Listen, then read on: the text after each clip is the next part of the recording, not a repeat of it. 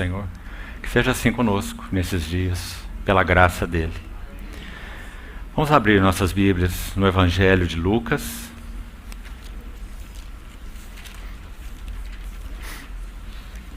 Lucas, capítulo 2. E vamos ver alguns versos introdutórios nesse Evangelho. Lucas, capítulo 2, verso 14.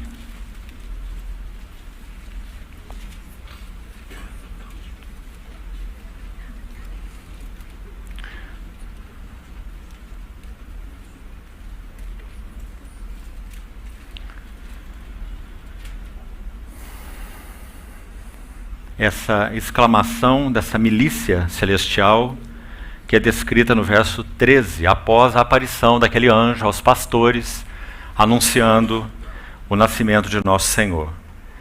Então o verso 14 diz: Glória a Deus nas maiores alturas e paz na terra entre os homens a quem Ele quer bem. A ideia exata da última frase desse verso é: paz na terra entre os homens em quem Ele tem seu bom prazer. Então, inicialmente, esse verso do Evangelho de Lucas, ele expressa, podemos dizer, a carga de Lucas para todo esse Evangelho. Ou seja, em outras palavras, segundo o Evangelho de Lucas, o Verbo se fez carne, o Filho de Deus se manifestou com 3 objetivos, que estão aí nesse verso lido.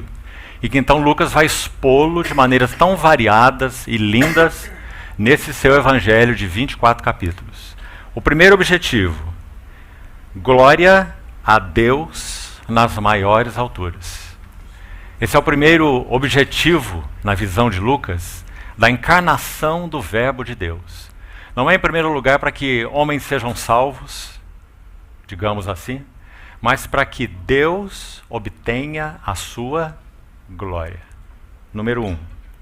A segunda frase importante aí: paz na terra. As Escrituras são tão amplas em nos ensinar que o nosso Senhor Jesus não apenas trouxe a paz, mas Ele é a nossa paz. Ele fez a paz, porque Ele é a nossa paz. Então, segundo objetivo, segundo especialmente o Evangelho de Lucas: paz na terra. Nosso Senhor Jesus é o príncipe da paz. E o terceiro objetivo é aquele que nós selecionaremos aqui para nossa meditação todos os períodos que estivermos juntos nesses dias. Na versão que estou lendo, revista atualizada: paz na terra entre os homens a quem Ele quer bem. Sendo que então, repetindo, a ideia exata é paz na terra e bom prazer de Deus entre os homens. O que isso significa? Que Deus, quando criou o homem à sua imagem, à sua semelhança, o que Ele busca nessa relação com o homem é o seu bom prazer. Se Deus não encontrar o seu prazer nos homens, então os homens não conseguirão ou não encontrarão nenhum prazer.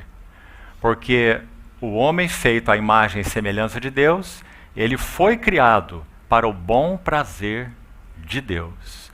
Bom prazer de Deus nesses vasos que Ele criou à sua imagem e à sua semelhança. Vamos ficar com esse verso aqui por enquanto. Vamos ter mais uma palavra de oração. E nós vamos estudar nesses dias Lucas, capítulo 5. Encorajaria você a ler muitas vezes esse capítulo 5 de Lucas, para que nós trilhemos esse caminho. Como é que Deus obterá o seu bom prazer entre os homens?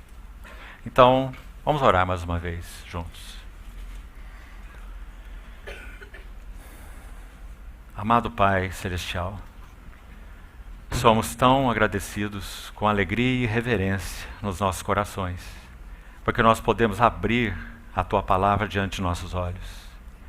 Como valorizamos, Senhor, a Tua palavra escrita, suficiente, perfeita, E por isso te pedimos que o Senhor realmente abra os olhos do nosso entendimento. Que pelo Espírito Santo possamos ver algo mais do significado da glória do teu amado Filho. E possamos compreender o caminho pelo qual o Senhor deseja conduzir a cada um de nós para que sejamos vasos do seu bom prazer. Ajuda-nos nisso, Senhor. Nós confiamos na habilitação do bendito Espírito Santo. Oramos em nome do Senhor Jesus. Amém.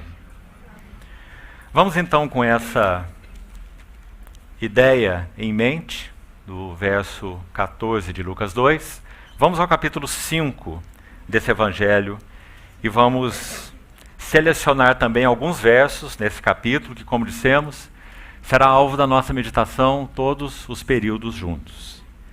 O primeiro cenário que temos em Lucas capítulo 5, versos 1 a 3, vamos ler inicialmente, é o cenário que envolve Simão Pedro e essa pesca chamada de maravilhosa ou milagrosa. Então vamos ler esses 3 primeiros versos. Aconteceu que, ao apertá-lo a multidão para ouvir a palavra de Deus, estava ele junto ao lago de Genezaré, e viu 2 barcos junto à praia do lago. Mas os pescadores, havendo desembarcado, lavavam as redes. Entrando ele em um dos barcos, que era o de Simão, pediu-lhe que o afastasse um pouco da praia, e assentando-se, ensinava do barco as multidões. Estudaremos com mais detalhes hoje ainda, com a ajuda do Senhor, esse texto, toda essa primeira cena. Mas vamos ficar então com esse primeiro passo aí, a primeira cena das 4 que esse capítulo então é composto. Versículos 12 e 13, segundo cenário. Aconteceu que, logo em seguida então, a essa pesca milagrosa que envolveu Simão, em particular a experiência de Simão Pedro, mas também dos que estavam com ele, aconteceu que, estando ele numa das cidades, veio à sua procura um homem coberto de lepra.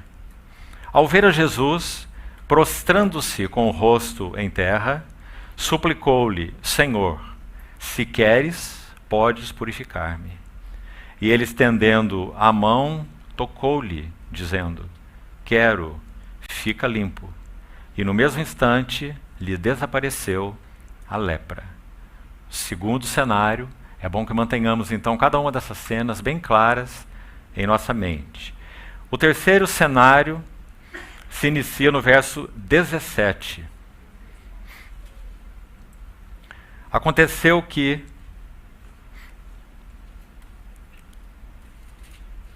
num daqueles dias, estava ele ensinando, e achavam-se ali assentados fariseus, mestres da lei, vindos de todas as aldeias da Galiléia, da Judéia, de Jerusalém, e o poder do Senhor estava com ele para curar. Vieram então uns homens, trazendo em um leito um paralítico, e procuravam introduzi-lo e pô-lo diante de Jesus. Terceiro cenário, então, a cura desse paralítico, que examinaremos em outros períodos. E a terceira cena, ou terceiro cenário aqui, verso 27. Quarto cenário, verso 27. Passadas estas coisas, saindo um publicano chamado Levi, encontrou um publicano chamado Levi, assentado na coletoria, e disse-lhe: Segue-me. Ele se levantou, deixou tudo e o seguiu. Então temos o relato de Levi até o verso 35, veja aí, para que você tenha uma visão maior do capítulo inicialmente. E nos versos 36 a 39, nós temos o que possivelmente é, meus irmãos e irmãs, a primeira de todas as parábolas do nosso Senhor Jesus.